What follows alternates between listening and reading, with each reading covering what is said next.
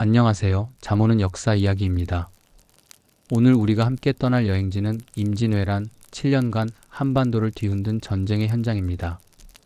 바닷바람이 해안을 스치고 갈매기들이 낮게 울어댑니다. 봄볕이 따뜻하게 내리쬐는 포구에서는 생선을 파는 상인들의 목소리가 섞이고 아이들이 모래밭에서 뛰어놉니다. 평화로운 1592년의 아침. 그러나 수평선 너머 검은 그림자가 천천히 다가오고 있었습니다.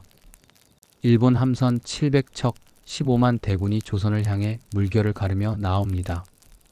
200년간 평화를 누린 나라는 아직 모르고 있었습니다. 며칠 뒤 이 고요한 일상이 화약 냄새와 비명 그리고 피로 물들게 될 것을. 자, 이제 우리는 그 순간 속으로 들어갑니다. 1592년 봄. 조선은 200년간 이어진 평화 속에서 잠들어 있었습니다. 한양의 궁궐 처마 아래로는 따뜻한 햇살이 스며들고 시장 골목에서는 떡을 찌는 하얀 김이 피어올랐습니다. 농민들은 논밭을 갈며 올해의 풍년을 기대했고 아이들은 봄꽃 아래서 웃음꽃을 피웠습니다. 하지만 궁궐 안은 달랐습니다. 창덕궁 편전에서는 선조 40살의 왕이 책을 펼쳐 들고 있었습니다. 학문을 사랑하는 왕이었지만 그의 눈빛은 불안으로 흔들렸습니다. 신하들은 당파로 나뉘어 서로를 견제했고 조정은 말싸움으로 시간을 허비했습니다. 군대는 훈련을 게을리했고 무기고의 칼과 창은 녹이 슬어 무뎌져 있었습니다. 평화가 너무 길었던 탓일까요?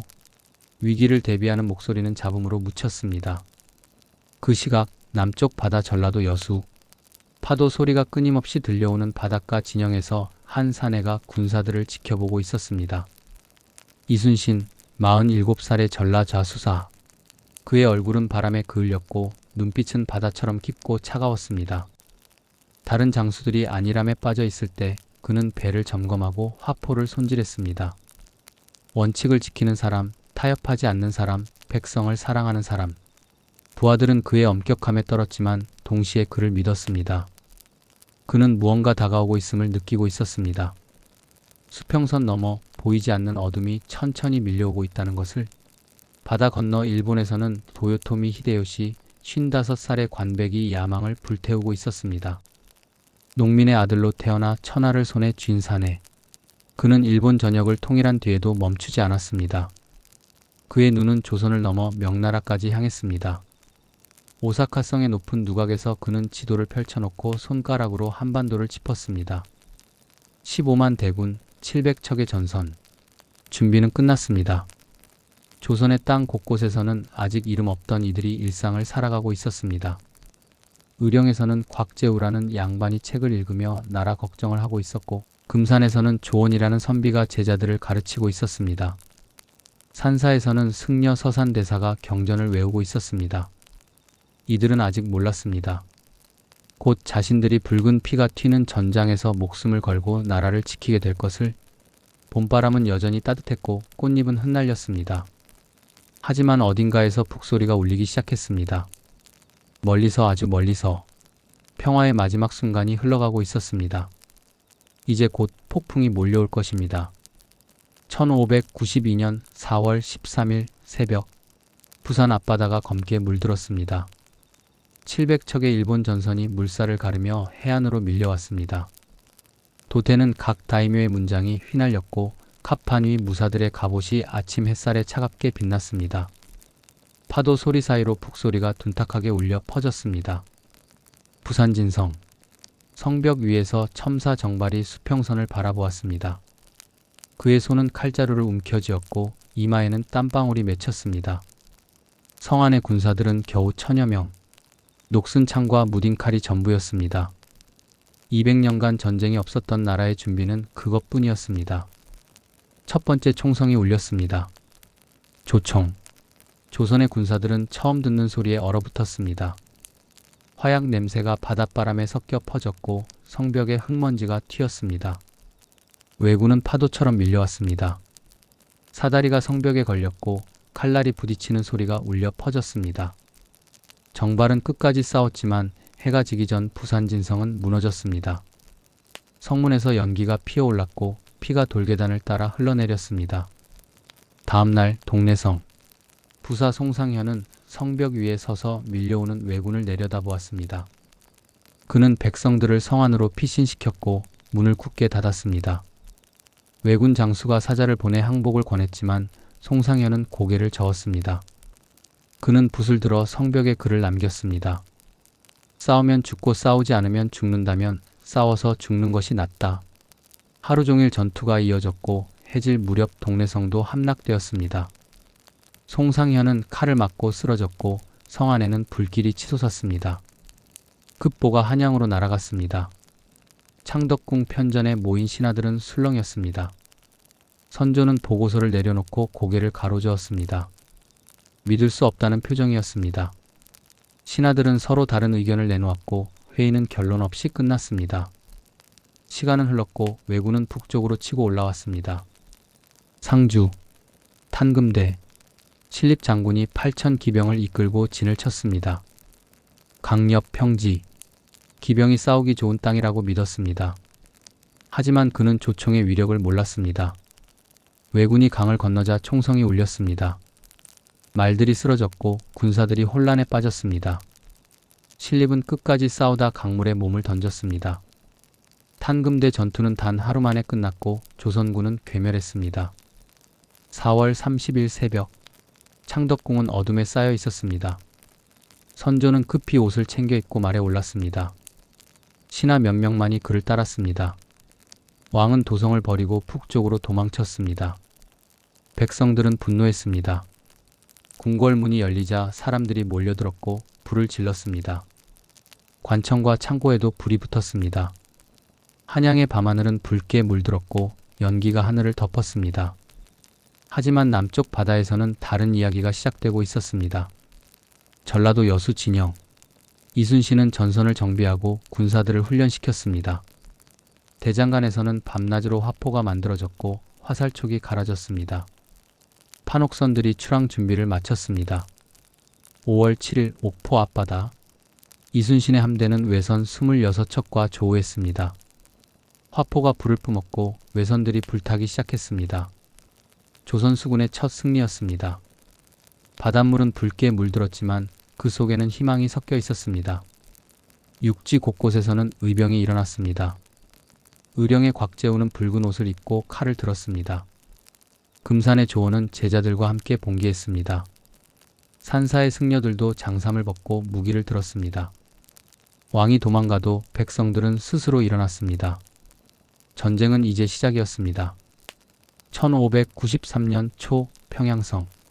겨울바람이 성벽을 휘감았습니다. 명나라 원군 4만이 조선군과 함께 성을 포위했습니다. 대포 소리가 얼어붙은 공기를 갈랐고 성벽에서 돌과 흙이 무너져 내렸습니다. 이틀간의 공격 끝에 평양성은 탈환되었습니다. 왜군은 남쪽으로 후퇴했고 조선에는 잠시 안도의 숨이 흘렀습니다. 하지만 평화는 오래가지 않았습니다. 1597년 지옥의 문이 다시 열렸습니다. 도요토미 히데요시는 14만 대군을 조선에 쏟아부었습니다. 정유재란. 두 번째 침략의 시작이었습니다. 경상도와 전라도의 마을들이 다시 불탔습니다. 들판에는 비명이 울려 퍼졌고 피난길에 오른 백성들의 행렬이 끝없이 이어졌습니다. 그 무렵 한양의 조정에서는 비극이 벌어지고 있었습니다. 이순신에게 모함이 쏟아졌습니다. 왜군 장수를 놓쳤다는 거짓 고발, 왕의 명령을 어겼다는 죄목. 선조는 의심의 눈초리로 장수를 바라보았습니다. 이순신은 파직되었고 한양으로 압송되었습니다. 차가운 옥중에서 그는 고문을 당했습니다. 피가 바닥에 떨어졌지만 그의 눈빛은 흔들리지 않았습니다. 후임으로 원균이 통제사가 되었습니다. 자신감 넘치는 장수였지만 전략은 부족했습니다. 7월 16일 칠천량 앞바다. 원균은 외선을 공격하라는 명을 받고 출진했습니다. 하지만 그것은 함정이었습니다. 왜군 함대가 사방에서 몰려들었습니다. 조선 수군 150여 척이 순식간에 불타고 침몰했습니다. 바다는 부서진 배와 시신으로 뒤덮였습니다. 원균도 전사했습니다. 조선 수군은 사실상 괴멸했습니다. 급보가 다시 한양에 도착했습니다. 조정은 혼란에 빠졌습니다. 선조는 마침내 결단을 내렸습니다. 이순신을 다시 불러들였습니다. 8월 이순신은 다시 통제사가 되었습니다. 하지만 그에게 남은 것은 단 12척의 배뿐이었습니다. 신하들은 수군을 폐지하고 육지에서 싸우자고 말했습니다. 이순신은 고개를 저었습니다. 그는 편지를 썼습니다. 아직 신에게 12척의 배가 남아 있습니다. 9월 16일 명량 해협. 울돌목. 물살이 소용돌이치는 좁은 바다였습니다. 이순신은 12척의 배를 이끌고 그곳에 진을 쳤습니다. 수평선 너머로 외선 133척이 나타났습니다. 검은 돛이 바다를 뒤덮었습니다. 절망적인 숫자였습니다. 하지만 이순신은 물러서지 않았습니다. 그는 깃발을 높이 올렸고 북을 울렸습니다. 판옥선은 조류를 등지고 적을 맞았습니다. 첫 번째 화포가 불을 뿜었습니다. 외선 한 척이 불타기 시작했습니다. 물살은 외선들을 혼란으로 몰아넣었습니다. 좁은 해협에서 외선들은 서로 부딪히고 방향을 잃었습니다. 전투는 하루 종일 계속되었습니다. 화포 소리가 바다를 진동시켰고 불타는 배에서 연기가 하늘을 뒤덮었습니다. 파도는 붉게 물들었고 부서진 배 조각들이 물살에 떠내려갔습니다. 해질 무렵 31척의 외선이 침몰했고 나머지는 후퇴했습니다. 명량 대첩. 기적이 일어났습니다. 같은 시기 육지에서도 저항은 계속되었습니다. 행주산성. 권율 장군이 2000 군사와 함께 성을 지켰습니다. 3만 왜군이 성을 포위했습니다. 사다리가 성벽에 걸렸고 칼날이 부딪혔습니다. 부녀자들과 백성들이 치마에 돌을 날랐습니다. 돌이 성벽 아래로 떨어지며 왜군을 짓눌렀습니다. 함성과 비명, 푹소리가 뒤섞였습니다. 9차례 공격이 이어졌지만 행주산성은 무너지지 않았습니다. 산속에서는 의병장 곽재우가 밤마다 왜군 진영을 습격했습니다. 횃불이 어둠 속에서 춤을 추었고 왜군은 잠을 이루지 못했습니다. 들판에서는 승려들이 장삼 대신 갑옷을 입고 칼을 휘둘렀습니다. 절망의 순간 조선은 무너지지 않았습니다. 장수들의 결단과 백성들의 용기가 나라를 지탱했습니다. 바다와 들판, 성벽 위에서 희망의 불씨가 다시 타오르기 시작했습니다. 1597년 가을 명량 대첩 이후 바다는 여전히 거칠었습니다. 파도는 화약 냄새와 피의 흔적을 씻어냈지만 전쟁의 그림자는 사라지지 않았습니다. 이순신은 12척의 배로 기적을 만들었지만 멈출 수 없었습니다. 그는 바닷가에서 배를 수리하고 장병들을 모았습니다.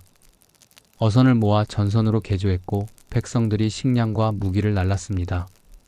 대장간에서는 다시 망치 소리가 울렸고 배전에는 새로운 화포가 실렸습니다. 겨울바람이 차가웠지만 진영에는 온기가 돌았습니다. 한 달이 지나자 배는 20척이 되었고 2달이 지나자 30척을 넘었습니다. 이순신은 밤낮으로 훈련을 시켰습니다. 노를 젓는 소리, 화포를 장전하는 소리, 푹소리가 바다 위로 퍼져나갔습니다.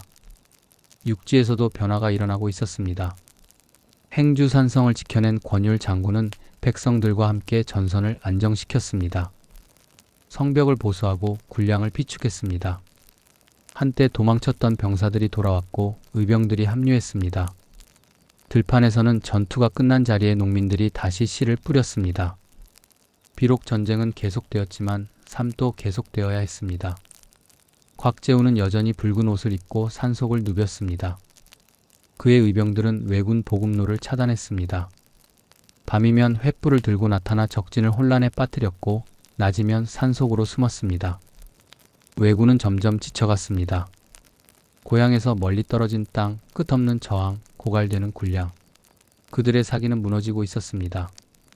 1598년 초 조선과 명나라 연합군은 북쪽에서 전선을 밀어내렸습니다. 평양을 넘어 함경도까지 왜군을 몰아냈습니다. 겨울 추위 속에서도 전투는 계속되었습니다. 얼어붙은 강 위에서 군사들이 미끄러지며 칼을 휘둘렀습니다. 포탄이 얼음을 깨뜨리며 물보라를 일으켰습니다. 눈밭에는 붉은 핏자국이 남았지만 전선은 조금씩 남쪽으로 밀려났습니다. 바다에서 이순신의 함대는 점점 강해졌습니다. 50척, 60척, 80척. 왜군의 보급선을 차단했고 해안을 봉쇄했습니다. 왜군은 육지에 고립되었습니다. 식량이 떨어졌고 탄약이 바닥났습니다. 일본 본토에서는 내부 갈등이 깊어졌습니다. 각 다이묘들은 전쟁의 피로에 불만을 드러냈습니다. 왜 조선에서 싸워야 하는가? 왜 끝없는 저항에 목숨을 걸어야 하는가? 조선의 마을들은 서서히 회복되기 시작했습니다. 불탄 집터에서 사람들이 새로운 기둥을 세웠습니다. 아이들은 여전히 전쟁의 소음을 들으며 자랐지만 어른들은 내일을 준비했습니다. 시장에는 다시 사람들이 모였고 농민들은 봄이 오기를 기다렸습니다. 조정에서는 여전히 당파 싸움이 있었지만 전쟁의 경험은 변화를 낳았습니다. 군제 개혁이 논의되었고 무기 제조가 강화되었습니다. 선조는 여전히 의심이 많았지만 이제 이순신을 함부로 건드릴 수 없었습니다. 백성들이 그를 영웅으로 받들었기 때문입니다. 전쟁은 아직 끝나지 않았지만 조선은 더 이상 무너지지 않았습니다. 명량의 기적 이후 사람들은 다시 희망을 품기 시작했습니다. 바다에서는 이순신의 깃발이 휘날렸고 들판에서는 의병들이 칼을 갈았습니다. 성벽 위에서는 군사들이 경계를 늦추지 않았습니다. 일본 본토에서는 도요토미 히데요시가 병상에 누워 있었습니다. 한때 천하를 호령하던 사내는 이제 쇠약해져 있었습니다. 그의 야망은 조선의 바다와 산에서 부서지고 있었습니다. 전쟁의 끝이 보이기 시작했습니다. 하지만 마지막 전투는 아직 남아 있었습니다. 가장 치열하고 가장 슬픈 전투가 1598년 8월 오사카성. 도요토미 히데요시가 눈을 감았습니다. 한때 천하를 꿈꾸던 사내는 병상에서 쓸쓸히 세상을 떠났습니다. 그의 죽음과 함께 전쟁의 명분도 사라졌습니다. 일본군에게 철수 명령이 내려졌습니다. 7년간 이어진 악몽이 끝나가고 있었습니다. 하지만 전쟁은 마지막 순간까지도 조선을 놓아주지 않았습니다. 11월 19일 노량 해협. 달빛이 바다를 은빛으로 물들인 밤이었습니다. 철수하는 외선들이 해협을 빠져나가려 했습니다. 이순신은 조선과 명나라 연합 함대 82척을 이끌고 마지막 공격을 준비했습니다. 자정이 지나자 북소리가 울렸습니다. 화포가 불을 뿜기 시작했고 밤바다는 순식간에 전장이 되었습니다. 불타는 배에서 불빛이 치솟았고 포탄이 물보라를 일으켰습니다. 검은 바다 위로 비명과 함성이 뒤섞였습니다. 전투가 한창일 때 유탄 하나가 날아왔습니다. 이순신의 가슴을 관통했습니다. 그는 비틀거리며 쓰러졌습니다. 피가 갑옷 사이로 흘러내렸습니다. 죽어가는 순간에도 그는 조카와 아들을 불렀습니다. 마지막 명령을 남겼습니다. 전사를 알리지 말라고, 깃발을 내리지 말라고, 북을 멈추지 말라고. 그의 깃발은 여전히 휘날렸습니다. 북소리는 멈추지 않았습니다. 아무도 몰랐습니다. 영웅이 이미 떠났다는 것을. 전투는 새벽까지 이어졌고 200여 척의 외선이 격침되었습니다. 노량해전은 조선 수군의 완벽한 승리로 끝났습니다. 하지만 그 승리의 중심에 있어야 할 사람은 더 이상 없었습니다. 동이트자 전쟁은 끝났습니다. 살아남은 왜군은 바다를 건너 고향으로 돌아갔습니다. 조선의 땅은 폐허였습니다. 인구는 전쟁 전의 60%로 줄었습니다. 들판은 황폐했고 마을은 불탔으며 문화재와 서적은 영원히 사라졌습니다. 경복궁과 창덕궁은 잿더미가 되었고 사찰과 서원은 무너졌습니다. 하지만 무언가는 남았습니다. 민족적 각성이었습니다. 왕이 도망가도 백성들은 스스로 일어났습니다. 신분과 계급을 넘어 함께 싸웠습니다. 양반도 평민도 승려도 여인들도 나라를 지키는 것은 왕만의 일이 아니라는 것을 깨달았습니다. 이순신은 영웅이 되었습니다. 그가 남긴 난중일기는 전쟁의 참혹함과 인간의 의지를 기록했습니다. 죽고자 하면 살고 살고자 하면 죽는다. 그의 말은 세월을 넘어 울려 퍼졌습니다. 전쟁은 동아시아 전체를 흔들었습니다. 명나라는 조선을 돕느라 국력을 소진했고 결국 멸망의 길로 접어들었습니다. 일본에서는 도쿠가와 이에야스가 권력을 잡아 에도 막부를 열었습니다. 조선은 상처를 회복하며 새로운 시대를 준비했습니다. 봄이 왔습니다. 불탄 들판에 다시 풀이 돋았고 무너진 집터에 새 기둥이 세워졌습니다. 바닷가에는 어부들이 돌아왔고 시장에는 다시 사람들이 모였습니다. 아이들은 웃음을 되찾았고 어른들은 일터로 향했습니다. 전쟁의 상처는 깊었지만 삶은 계속되었습니다. 이순신의 무덤 앞에는 사람들이 끊이지 않았습니다. 그들은 고개를 숙이고 그의 희생을 기억했습니다. 바다는 여전히 파도를 일으켰고 바람은 불어왔습니다. 하지만 그 파도 속에서, 그 바람 속에서 사람들은 영웅의 목소리를 들었습니다. 7년간 이어진 전쟁의 흔적은 서서히 사라졌지만 그 기억은 영원히 남았습니다. 바닷가의 파도는 여전히 이순신의 함성을 기억하는 듯 부서졌고 산과 들에는 백성들의 용기가 스며들어 있었습니다. 임진왜란. 그것은 단순한 승리나 패배의 기록이 아니었습니다. 왕이 도망가도 백성들은 스스로 일어났고 바다에서는 12척의 배로 기적을 만들었으며 들판에서는 이름 없는 의병들이 목숨을 바쳤습니다. 필사즉생, 필생즉사, 죽고자 하면 살고, 살고자 하면 죽는다. 이순신이 남긴 이 말은 오늘날에도 우리에게 묻습니다. 진정한 용기란 무엇인가? 나라를 지킨다는 것은 무엇인가? 여러분은 어떤 생각이 드시나요? 오늘 밤 이 이야기가 여러분의 꿈속에서 작은 울림으로 남기를 바랍니다. 잠 오는 역사 이야기 오늘 밤은 여기까지입니다. 편안한 밤 되세요.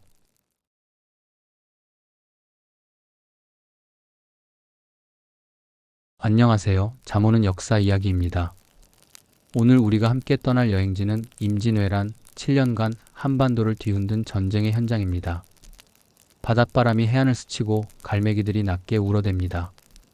봄볕이 따뜻하게 내리쬐는 포구에서는 생선을 파는 상인들의 목소리가 섞이고 아이들이 모래밭에서 뛰어놉니다. 평화로운 1592년의 아침. 그러나 수평선 너머 검은 그림자가 천천히 다가오고 있었습니다. 일본 함선 700척 15만 대군이 조선을 향해 물결을 가르며 나옵니다. 200년간 평화를 누린 나라는 아직 모르고 있었습니다. 며칠 뒤 이 고요한 일상이 화약 냄새와 비명 그리고 피로 물들게 될 것을. 자, 이제 우리는 그 순간 속으로 들어갑니다. 1592년 봄. 조선은 200년간 이어진 평화 속에서 잠들어 있었습니다. 한양의 궁궐 처마 아래로는 따뜻한 햇살이 스며들고 시장 골목에서는 떡을 찌는 하얀 김이 피어올랐습니다. 농민들은 논밭을 갈며 올해의 풍년을 기대했고 아이들은 봄꽃 아래서 웃음꽃을 피웠습니다. 하지만 궁궐 안은 달랐습니다. 창덕궁 편전에서는 선조 40살의 왕이 책을 펼쳐 들고 있었습니다. 학문을 사랑하는 왕이었지만 그의 눈빛은 불안으로 흔들렸습니다. 신하들은 당파로 나뉘어 서로를 견제했고 조정은 말싸움으로 시간을 허비했습니다. 군대는 훈련을 게을리했고 무기고의 칼과 창은 녹이 슬어 무뎌져 있었습니다. 평화가 너무 길었던 탓일까요? 위기를 대비하는 목소리는 잡음으로 묻혔습니다. 그 시각 남쪽 바다 전라도 여수. 파도 소리가 끊임없이 들려오는 바닷가 진영에서 한 사내가 군사들을 지켜보고 있었습니다. 이순신, 47살의 전라좌수사. 그의 얼굴은 바람에 그을렸고 눈빛은 바다처럼 깊고 차가웠습니다. 다른 장수들이 안일함에 빠져 있을 때 그는 배를 점검하고 화포를 손질했습니다. 원칙을 지키는 사람, 타협하지 않는 사람, 백성을 사랑하는 사람. 부하들은 그의 엄격함에 떨었지만 동시에 그를 믿었습니다. 그는 무언가 다가오고 있음을 느끼고 있었습니다. 수평선 너머 보이지 않는 어둠이 천천히 밀려오고 있다는 것을. 바다 건너 일본에서는 도요토미 히데요시 55살의 관백이 야망을 불태우고 있었습니다. 농민의 아들로 태어나 천하를 손에 쥔 사내. 그는 일본 전역을 통일한 뒤에도 멈추지 않았습니다. 그의 눈은 조선을 넘어 명나라까지 향했습니다. 오사카성의 높은 누각에서 그는 지도를 펼쳐놓고 손가락으로 한반도를 짚었습니다. 15만 대군, 700척의 전선. 준비는 끝났습니다. 조선의 땅 곳곳에서는 아직 이름 없던 이들이 일상을 살아가고 있었습니다. 의령에서는 곽재우라는 양반이 책을 읽으며 나라 걱정을 하고 있었고 금산에서는 조원이라는 선비가 제자들을 가르치고 있었습니다. 산사에서는 승려 서산대사가 경전을 외우고 있었습니다. 이들은 아직 몰랐습니다.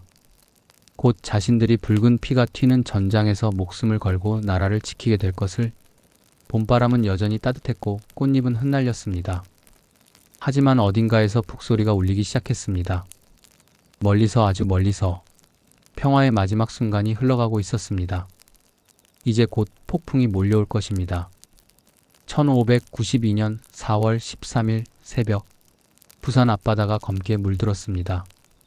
700척의 일본 전선이 물살을 가르며 해안으로 밀려왔습니다. 도태는 각 다이묘의 문장이 휘날렸고 갑판 위 무사들의 갑옷이 아침 햇살에 차갑게 빛났습니다. 파도 소리 사이로 북소리가 둔탁하게 울려 퍼졌습니다. 부산 진성. 성벽 위에서 첨사 정발이 수평선을 바라보았습니다. 그의 손은 칼자루를 움켜쥐었고 이마에는 땀방울이 맺혔습니다. 성 안의 군사들은 겨우 1000여 명. 녹슨 창과 무딘 칼이 전부였습니다. 200년간 전쟁이 없었던 나라의 준비는 그것뿐이었습니다. 첫 번째 총성이 울렸습니다. 조총. 조선의 군사들은 처음 듣는 소리에 얼어붙었습니다. 화약 냄새가 바닷바람에 섞여 퍼졌고 성벽에 흙먼지가 튀었습니다. 왜군은 파도처럼 밀려왔습니다. 사다리가 성벽에 걸렸고 칼날이 부딪히는 소리가 울려 퍼졌습니다. 정발은 끝까지 싸웠지만 해가 지기 전 부산 진성은 무너졌습니다. 성문에서 연기가 피어올랐고 피가 돌계단을 따라 흘러내렸습니다. 다음날 동래성. 부사 송상현은 성벽 위에 서서 밀려오는 왜군을 내려다보았습니다. 그는 백성들을 성 안으로 피신시켰고 문을 굳게 닫았습니다. 왜군 장수가 사자를 보내 항복을 권했지만 송상현은 고개를 저었습니다. 그는 붓을 들어 성벽에 글을 남겼습니다. 싸우면 죽고 싸우지 않으면 죽는다면 싸워서 죽는 것이 낫다. 하루 종일 전투가 이어졌고 해질 무렵 동래성도 함락되었습니다. 송상현은 칼을 맞고 쓰러졌고 성 안에는 불길이 치솟았습니다. 급보가 한양으로 날아갔습니다. 창덕궁 편전에 모인 신하들은 술렁였습니다. 선조는 보고서를 내려놓고 고개를 가로저었습니다. 믿을 수 없다는 표정이었습니다. 신하들은 서로 다른 의견을 내놓았고 회의는 결론 없이 끝났습니다. 시간은 흘렀고 왜군은 북쪽으로 치고 올라왔습니다. 상주, 탄금대, 신립장군이 8,000 기병을 이끌고 진을 쳤습니다. 강력 평지, 기병이 싸우기 좋은 땅이라고 믿었습니다. 하지만 그는 조총의 위력을 몰랐습니다. 왜군이 강을 건너자 총성이 울렸습니다. 말들이 쓰러졌고 군사들이 혼란에 빠졌습니다. 신립은 끝까지 싸우다 강물에 몸을 던졌습니다. 탄금대 전투는 단 하루 만에 끝났고 조선군은 괴멸했습니다.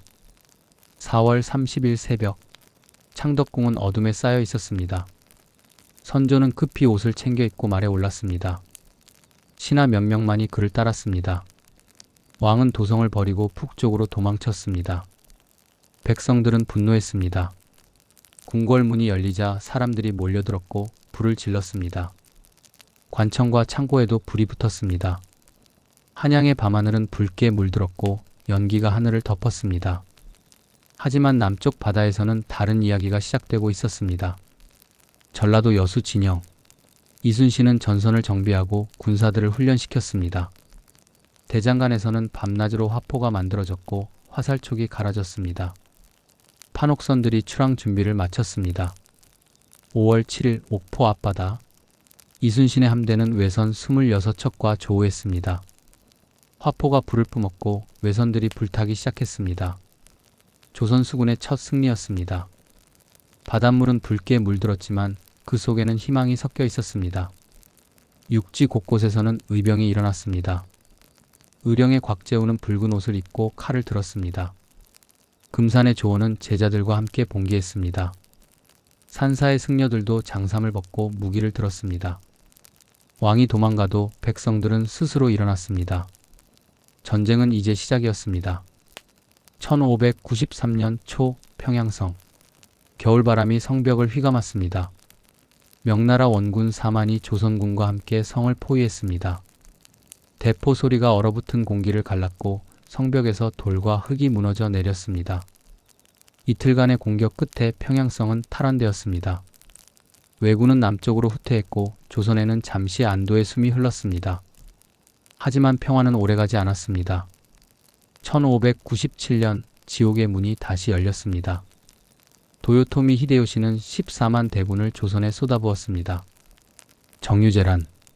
두 번째 침략의 시작이었습니다. 경상도와 전라도의 마을들이 다시 불탔습니다. 들판에는 비명이 울려 퍼졌고 피난길에 오른 백성들의 행렬이 끝없이 이어졌습니다. 그 무렵 한양의 조정에서는 비극이 벌어지고 있었습니다. 이순신에게 모함이 쏟아졌습니다. 왜군 장수를 놓쳤다는 거짓 고발, 왕의 명령을 어겼다는 죄목. 선조는 의심의 눈초리로 장수를 바라보았습니다. 이순신은 파직되었고 한양으로 압송되었습니다. 차가운 옥중에서 그는 고문을 당했습니다. 피가 바닥에 떨어졌지만 그의 눈빛은 흔들리지 않았습니다. 후임으로 원균이 통제사가 되었습니다. 자신감 넘치는 장수였지만 전략은 부족했습니다. 7월 16일 칠천량 앞바다. 원균은 외선을 공격하라는 명을 받고 출진했습니다. 하지만 그것은 함정이었습니다. 왜군 함대가 사방에서 몰려들었습니다. 조선 수군 150여 척이 순식간에 불타고 침몰했습니다. 바다는 부서진 배와 시신으로 뒤덮였습니다. 원균도 전사했습니다. 조선 수군은 사실상 괴멸했습니다. 급보가 다시 한양에 도착했습니다. 조정은 혼란에 빠졌습니다. 선조는 마침내 결단을 내렸습니다. 이순신을 다시 불러들였습니다. 8월 이순신은 다시 통제사가 되었습니다. 하지만 그에게 남은 것은 단 12척의 배뿐이었습니다. 신하들은 수군을 폐지하고 육지에서 싸우자고 말했습니다. 이순신은 고개를 저었습니다. 그는 편지를 썼습니다. 아직 신에게 12척의 배가 남아 있습니다. 9월 16일 명량 해협. 울돌목. 물살이 소용돌이치는 좁은 바다였습니다. 이순신은 12척의 배를 이끌고 그곳에 진을 쳤습니다. 수평선 너머로 외선 133척이 나타났습니다. 검은 돛이 바다를 뒤덮었습니다. 절망적인 숫자였습니다. 하지만 이순신은 물러서지 않았습니다.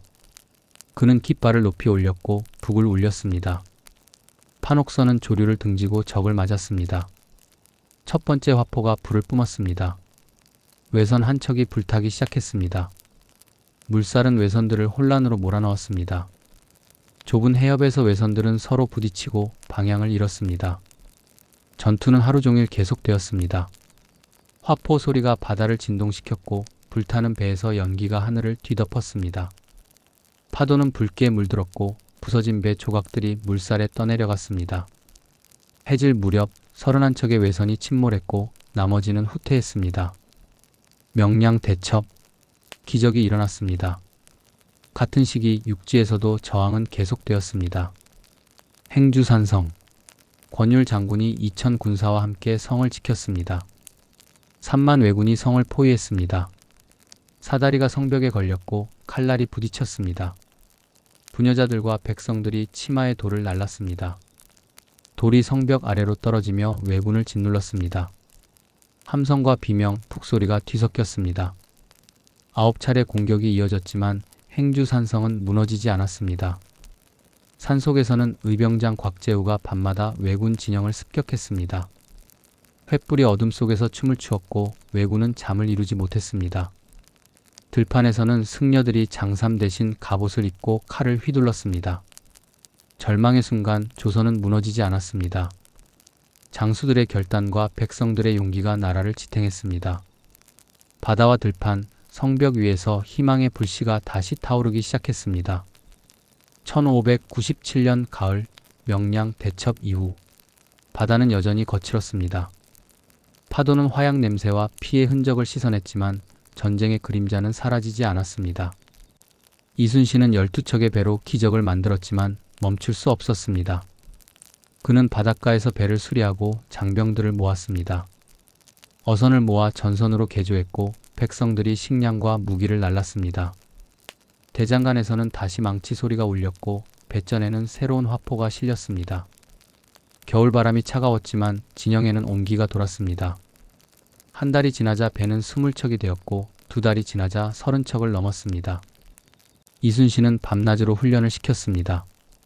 노를 젓는 소리, 화포를 장전하는 소리, 푹소리가 바다 위로 퍼져나갔습니다.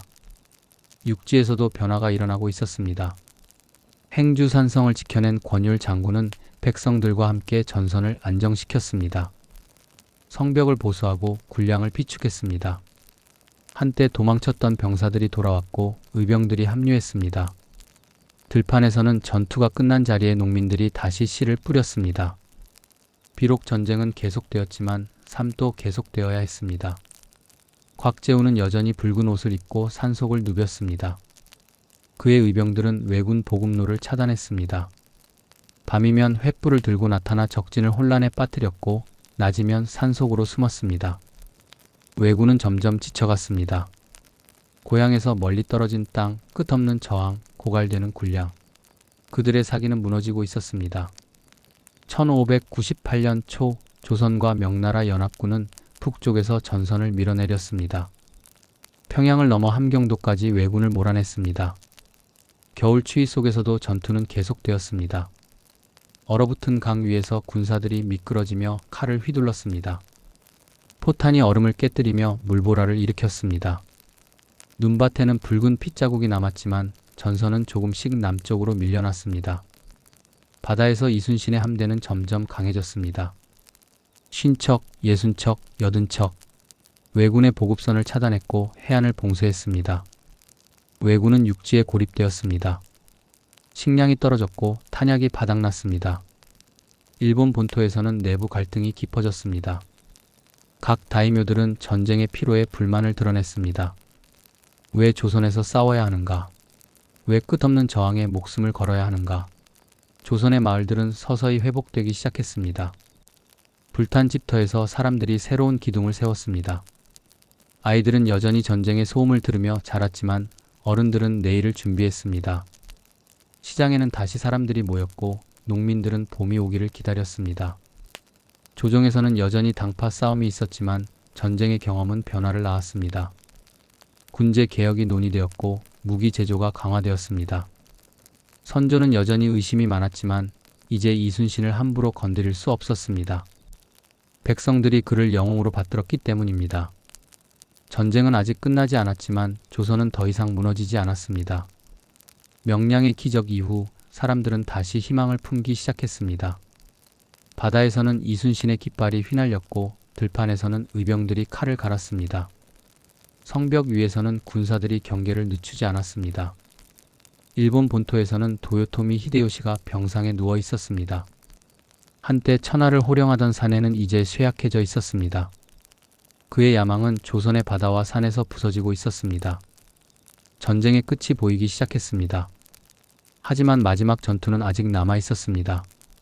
가장 치열하고 가장 슬픈 전투가 1598년 8월 오사카성. 도요토미 히데요시가 눈을 감았습니다. 한때 천하를 꿈꾸던 사내는 병상에서 쓸쓸히 세상을 떠났습니다. 그의 죽음과 함께 전쟁의 명분도 사라졌습니다. 일본군에게 철수 명령이 내려졌습니다. 7년간 이어진 악몽이 끝나가고 있었습니다. 하지만 전쟁은 마지막 순간까지도 조선을 놓아주지 않았습니다. 11월 19일 노량 해협. 달빛이 바다를 은빛으로 물들인 밤이었습니다. 철수하는 외선들이 해협을 빠져나가려 했습니다. 이순신은 조선과 명나라 연합 함대 82척을 이끌고 마지막 공격을 준비했습니다. 자정이 지나자 북소리가 울렸습니다. 화포가 불을 뿜기 시작했고 밤바다는 순식간에 전장이 되었습니다. 불타는 배에서 불빛이 치솟았고 포탄이 물보라를 일으켰습니다. 검은 바다 위로 비명과 함성이 뒤섞였습니다. 전투가 한창일 때 유탄 하나가 날아왔습니다. 이순신의 가슴을 관통했습니다. 그는 비틀거리며 쓰러졌습니다. 피가 갑옷 사이로 흘러내렸습니다. 죽어가는 순간에도 그는 조카와 아들을 불렀습니다. 마지막 명령을 남겼습니다. 전사를 알리지 말라고. 깃발을 내리지 말라고. 북을 멈추지 말라고. 그의 깃발은 여전히 휘날렸습니다. 북소리는 멈추지 않았습니다. 아무도 몰랐습니다. 영웅이 이미 떠났다는 것을. 전투는 새벽까지 이어졌고 200여 척의 외선이 격침되었습니다. 노량해전은 조선 수군의 완벽한 승리로 끝났습니다. 하지만 그 승리의 중심에 있어야 할 사람은 더 이상 없었습니다. 동이트자 전쟁은 끝났습니다. 살아남은 왜군은 바다를 건너 고향으로 돌아갔습니다. 조선의 땅은 폐허였습니다. 인구는 전쟁 전의 60%로 줄었습니다. 들판은 황폐했고 마을은 불탔으며 문화재와 서적은 영원히 사라졌습니다. 경복궁과 창덕궁은 잿더미가 되었고 사찰과 서원은 무너졌습니다. 하지만 무언가는 남았습니다. 민족적 각성이었습니다. 왕이 도망가도 백성들은 스스로 일어났습니다. 신분과 계급을 넘어 함께 싸웠습니다. 양반도 평민도 승려도 여인들도 나라를 지키는 것은 왕만의 일이 아니라는 것을 깨달았습니다. 이순신은 영웅이 되었습니다. 그가 남긴 난중일기는 전쟁의 참혹함과 인간의 의지를 기록했습니다. 죽고자 하면 살고 살고자 하면 죽는다. 그의 말은 세월을 넘어 울려 퍼졌습니다. 전쟁은 동아시아 전체를 흔들었습니다. 명나라는 조선을 돕느라 국력을 소진했고 결국 멸망의 길로 접어들었습니다.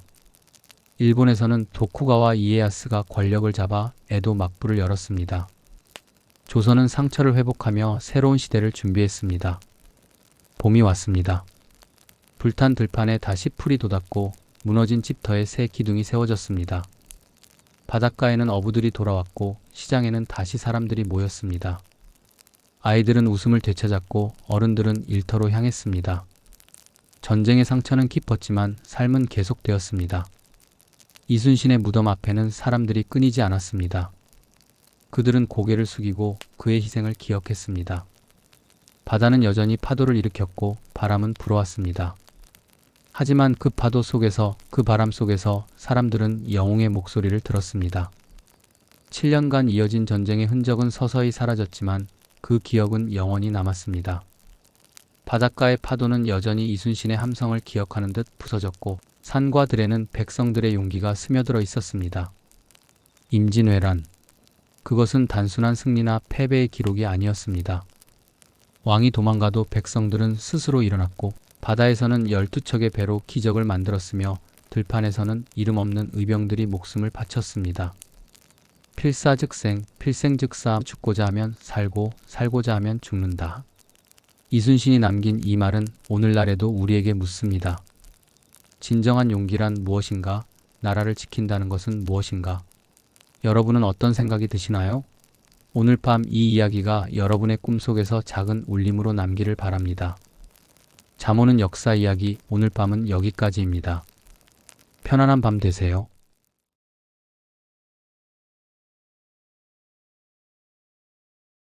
안녕하세요. 잠 오는 역사 이야기입니다. 오늘 우리가 함께 떠날 여행지는 임진왜란 7년간 한반도를 뒤흔든 전쟁의 현장입니다. 바닷바람이 해안을 스치고 갈매기들이 낮게 울어댑니다. 봄볕이 따뜻하게 내리쬐는 포구에서는 생선을 파는 상인들의 목소리가 섞이고 아이들이 모래밭에서 뛰어놉니다. 평화로운 1592년의 아침.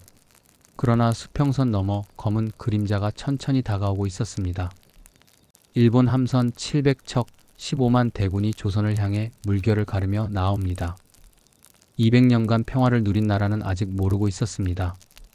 며칠 뒤 이 고요한 일상이 화약 냄새와 비명 그리고 피로 물들게 될 것을. 자, 이제 우리는 그 순간 속으로 들어갑니다. 1592년 봄. 조선은 200년간 이어진 평화 속에서 잠들어 있었습니다. 한양의 궁궐 처마 아래로는 따뜻한 햇살이 스며들고 시장 골목에서는 떡을 찌는 하얀 김이 피어올랐습니다.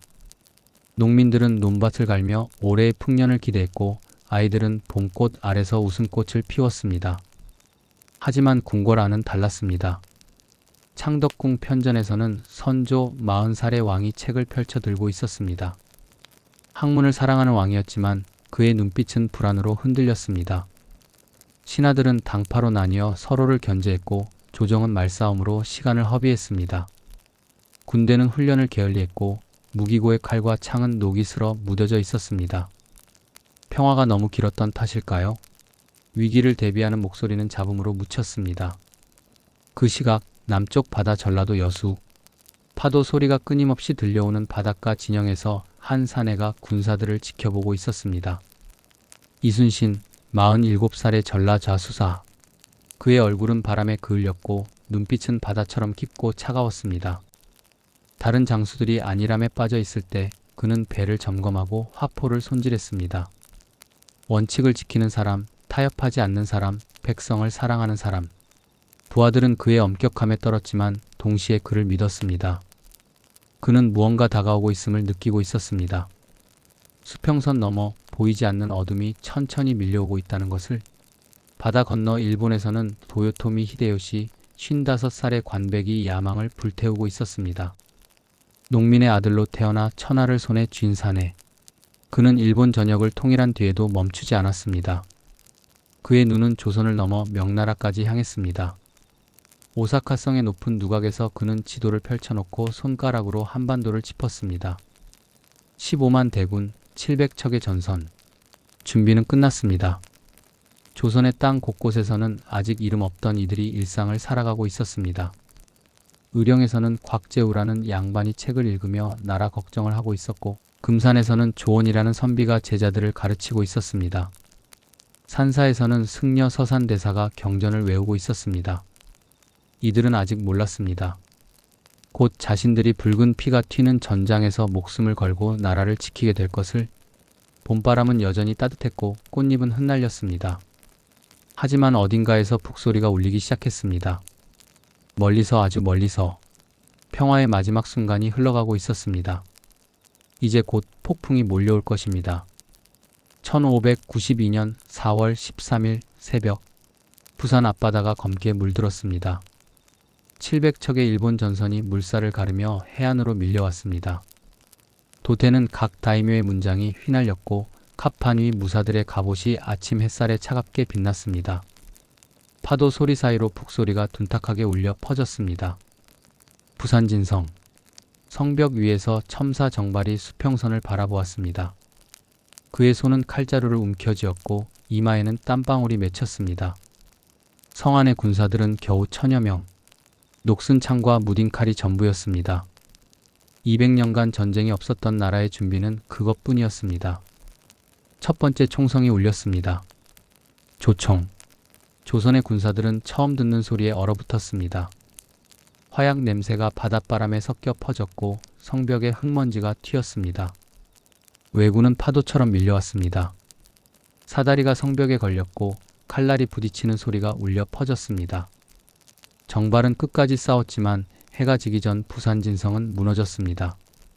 성문에서 연기가 피어올랐고 피가 돌계단을 따라 흘러내렸습니다. 다음날 동래성. 부사 송상현은 성벽 위에 서서 밀려오는 왜군을 내려다보았습니다. 그는 백성들을 성 안으로 피신시켰고 문을 굳게 닫았습니다. 왜군 장수가 사자를 보내 항복을 권했지만 송상현은 고개를 저었습니다. 그는 붓을 들어 성벽에 글을 남겼습니다. 싸우면 죽고 싸우지 않으면 죽는다면 싸워서 죽는 것이 낫다. 하루 종일 전투가 이어졌고 해질 무렵 동래성도 함락되었습니다. 송상현은 칼을 맞고 쓰러졌고 성 안에는 불길이 치솟았습니다. 급보가 한양으로 날아갔습니다. 창덕궁 편전에 모인 신하들은 술렁였습니다. 선조는 보고서를 내려놓고 고개를 가로저었습니다. 믿을 수 없다는 표정이었습니다. 신하들은 서로 다른 의견을 내놓았고 회의는 결론 없이 끝났습니다. 시간은 흘렀고 왜군은 북쪽으로 치고 올라왔습니다. 상주, 탄금대, 신립장군이 8,000 기병을 이끌고 진을 쳤습니다. 강력 평지, 기병이 싸우기 좋은 땅이라고 믿었습니다. 하지만 그는 조총의 위력을 몰랐습니다. 왜군이 강을 건너자 총성이 울렸습니다. 말들이 쓰러졌고 군사들이 혼란에 빠졌습니다. 신립은 끝까지 싸우다 강물에 몸을 던졌습니다. 탄금대 전투는 단 하루 만에 끝났고 조선군은 괴멸했습니다. 4월 30일 새벽, 창덕궁은 어둠에 쌓여 있었습니다. 선조는 급히 옷을 챙겨 입고 말에 올랐습니다. 신하 몇 명만이 그를 따랐습니다. 왕은 도성을 버리고 북쪽으로 도망쳤습니다. 백성들은 분노했습니다. 궁궐문이 열리자 사람들이 몰려들었고 불을 질렀습니다. 관청과 창고에도 불이 붙었습니다. 한양의 밤하늘은 붉게 물들었고 연기가 하늘을 덮었습니다. 하지만 남쪽 바다에서는 다른 이야기가 시작되고 있었습니다. 전라도 여수 진영. 이순신은 전선을 정비하고 군사들을 훈련시켰습니다. 대장간에서는 밤낮으로 화포가 만들어졌고 화살촉이 갈아졌습니다. 판옥선들이 출항 준비를 마쳤습니다. 5월 7일 옥포 앞바다. 이순신의 함대는 외선 26척과 조우했습니다. 화포가 불을 뿜었고 외선들이 불타기 시작했습니다. 조선 수군의 첫 승리였습니다. 바닷물은 붉게 물들었지만 그 속에는 희망이 섞여 있었습니다. 육지 곳곳에서는 의병이 일어났습니다. 의령의 곽재우는 붉은 옷을 입고 칼을 들었습니다. 금산의 조원은 제자들과 함께 봉기했습니다. 산사의 승려들도 장삼을 벗고 무기를 들었습니다. 왕이 도망가도 백성들은 스스로 일어났습니다. 전쟁은 이제 시작이었습니다. 1593년 초 평양성. 겨울바람이 성벽을 휘감았습니다. 명나라 원군 4만이 조선군과 함께 성을 포위했습니다. 대포 소리가 얼어붙은 공기를 갈랐고 성벽에서 돌과 흙이 무너져 내렸습니다. 이틀간의 공격 끝에 평양성은 탈환되었습니다. 왜군은 남쪽으로 후퇴했고 조선에는 잠시 안도의 숨이 흘렀습니다. 하지만 평화는 오래가지 않았습니다. 1597년 지옥의 문이 다시 열렸습니다. 도요토미 히데요시는 14만 대군을 조선에 쏟아부었습니다. 정유재란. 두 번째 침략의 시작이었습니다. 경상도와 전라도의 마을들이 다시 불탔습니다. 들판에는 비명이 울려 퍼졌고 피난길에 오른 백성들의 행렬이 끝없이 이어졌습니다. 그 무렵 한양의 조정에서는 비극이 벌어지고 있었습니다. 이순신에게 모함이 쏟아졌습니다. 왜군 장수를 놓쳤다는 거짓 고발, 왕의 명령을 어겼다는 죄목. 선조는 의심의 눈초리로 장수를 바라보았습니다. 이순신은 파직되었고 한양으로 압송되었습니다. 차가운 옥중에서 그는 고문을 당했습니다. 피가 바닥에 떨어졌지만 그의 눈빛은 흔들리지 않았습니다. 후임으로 원균이 통제사가 되었습니다. 자신감 넘치는 장수였지만 전략은 부족했습니다. 7월 16일 칠천량 앞바다. 원균은 외선을 공격하라는 명을 받고 출진했습니다. 하지만 그것은 함정이었습니다. 왜군 함대가 사방에서 몰려들었습니다. 조선 수군 150여 척이 순식간에 불타고 침몰했습니다. 바다는 부서진 배와 시신으로 뒤덮였습니다. 원균도 전사했습니다. 조선 수군은 사실상 괴멸했습니다. 급보가 다시 한양에 도착했습니다. 조정은 혼란에 빠졌습니다. 선조는 마침내 결단을 내렸습니다. 이순신을 다시 불러들였습니다. 8월 이순신은 다시 통제사가 되었습니다. 하지만 그에게 남은 것은 단 12척의 배뿐이었습니다. 신하들은 수군을 폐지하고 육지에서 싸우자고 말했습니다. 이순신은 고개를 저었습니다. 그는 편지를 썼습니다. 아직 신에게 12척의 배가 남아 있습니다. 9월 16일 명량 해협. 울돌목. 물살이 소용돌이치는 좁은 바다였습니다.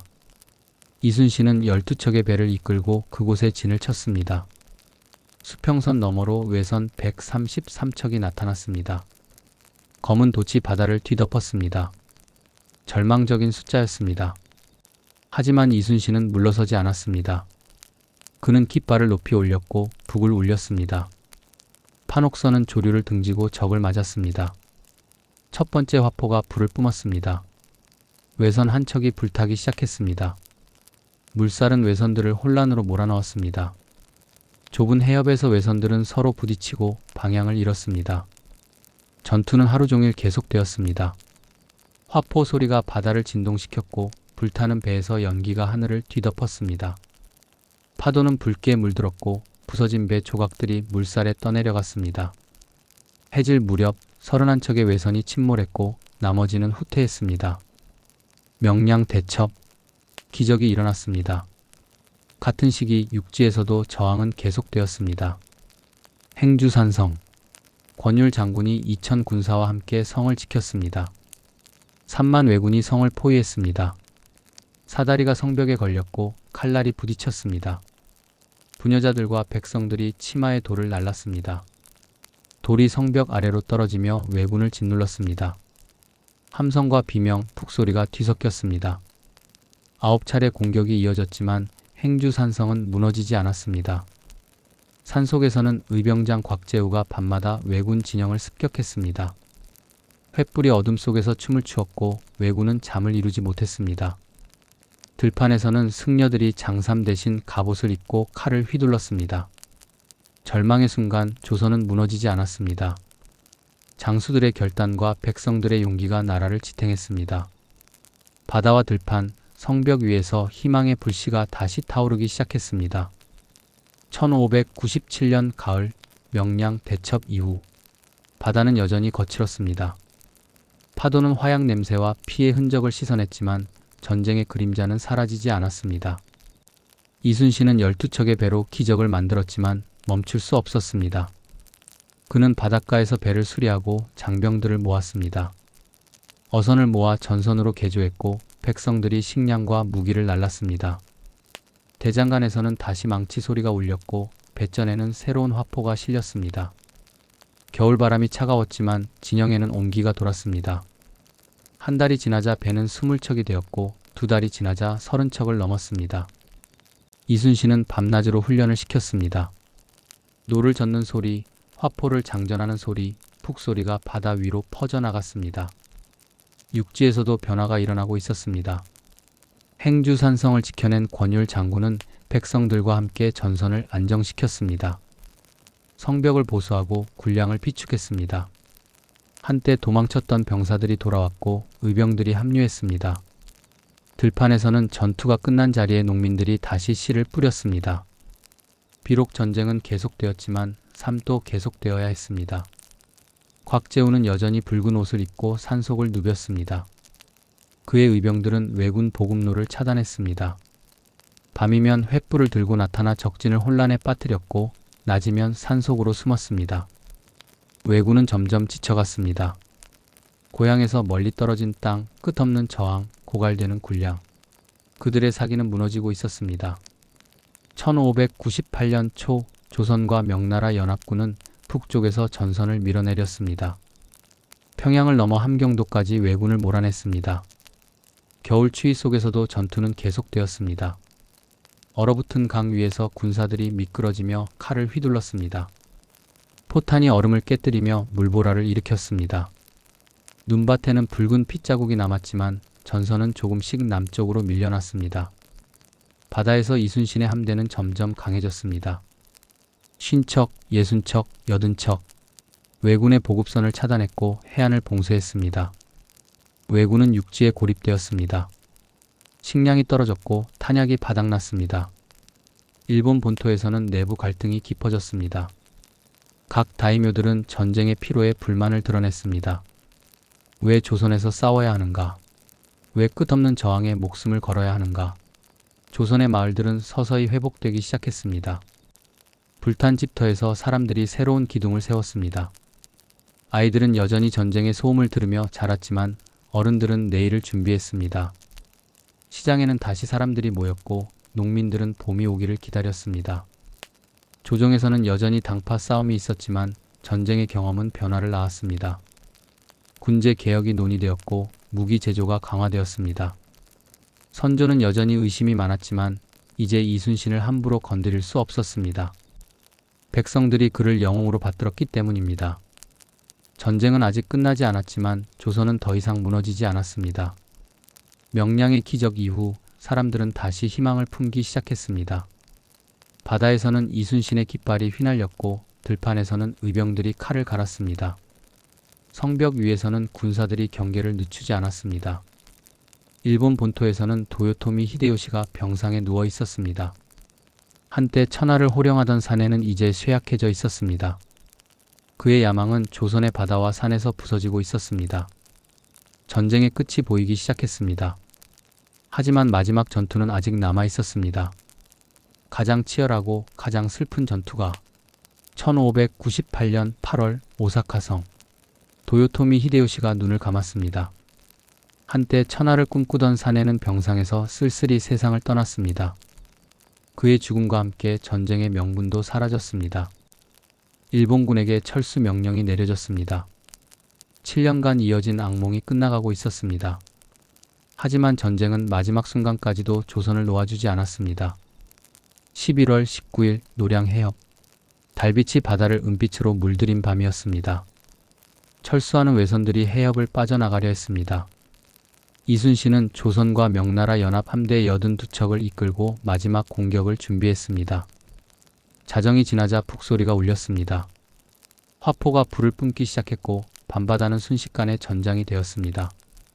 불타는 배에서 불빛이 치솟았고 포탄이 물보라를 일으켰습니다. 검은 바다 위로 비명과 함성이 뒤섞였습니다. 전투가 한창일 때 유탄 하나가 날아왔습니다. 이순신의 가슴을 관통했습니다. 그는 비틀거리며 쓰러졌습니다. 피가 갑옷 사이로 흘러내렸습니다. 죽어가는 순간에도 그는 조카와 아들을 불렀습니다. 마지막 명령을 남겼습니다. 전사를 알리지 말라고, 깃발을 내리지 말라고, 북을 멈추지 말라고. 그의 깃발은 여전히 휘날렸습니다. 북소리는 멈추지 않았습니다. 아무도 몰랐습니다. 영웅이 이미 떠났다는 것을. 전투는 새벽까지 이어졌고 200여 척의 외선이 격침되었습니다. 노량해전은 조선 수군의 완벽한 승리로 끝났습니다. 하지만 그 승리의 중심에 있어야 할 사람은 더 이상 없었습니다. 동이트자 전쟁은 끝났습니다. 살아남은 왜군은 바다를 건너 고향으로 돌아갔습니다. 조선의 땅은 폐허였습니다. 인구는 전쟁 전의 60%로 줄었습니다. 들판은 황폐했고 마을은 불탔으며 문화재와 서적은 영원히 사라졌습니다. 경복궁과 창덕궁은 잿더미가 되었고 사찰과 서원은 무너졌습니다. 하지만 무언가는 남았습니다. 민족적 각성이었습니다. 왕이 도망가도 백성들은 스스로 일어났습니다.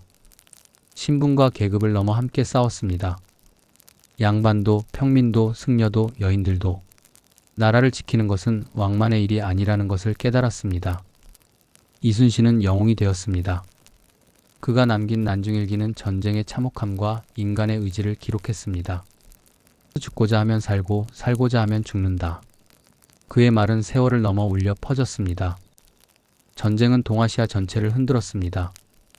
명나라는 조선을 돕느라 국력을 소진했고 결국 멸망의 길로 접어들었습니다.